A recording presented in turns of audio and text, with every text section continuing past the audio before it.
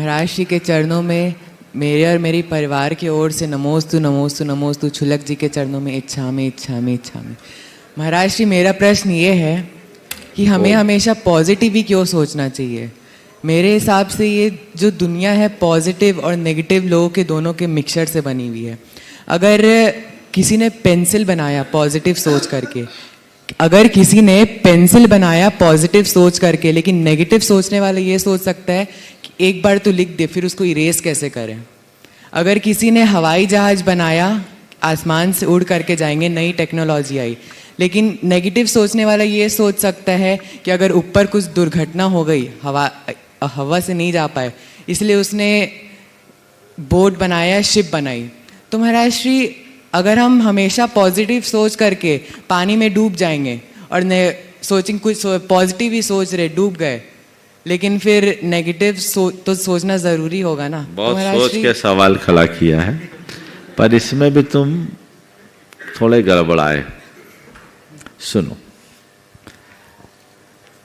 ये बात बिल्कुल सही है कि हम केवल पॉजिटिव से सोचेंगे तो हम अपने जीवन में कहीं नुकसान कर सकते। जो तुम्हारा सवाल है ये सही नहीं है। पॉजिटिव सोचने का मतलब ये नहीं कि सब चीजों को जैसा है वैसा स्वीकार लो। पॉजिटिव सोचने का मतलब है बुरे में भी अच्छा रिजल्ट निकालने की सामर्थ्य प्रकट कर लो। समझ गए? पॉजिटिव सोचने का मतलब ये नहीं है कि गाड़ी चलाओ तो आंख मूंद के चलाओ कि मुझसे एक्सीडेंट हो ही नहीं सकता। इतना ऐसा पॉजिटिव किसी ने नहीं कहा। ये पॉजिटिव सोचने का तरीका ही नहीं है। गाड़ी चलाओ तो सावधानी से चलाओ, सतर्कता से चलाओ, कहीं कोई दुर्घटना न घटे। पर पॉजिटिव सोचने का मतलब ये है कि कभी कोई दुर्घटना घट भी जाए तो पॉजिटिव सोचो कि केवल गाड़ी गई है, मैं बच गया। दुर्घटना हुई तो जान बच गई, माल गया, नुकसान कम से कमतर हुआ। ये पॉजिटिव सोचना है।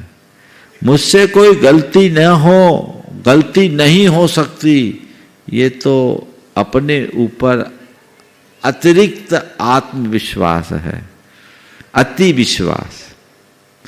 लेकिन कितनी भी गलती हो मन में घबराए नहीं, ये सकारात्मकता की अभिव्यक्ति।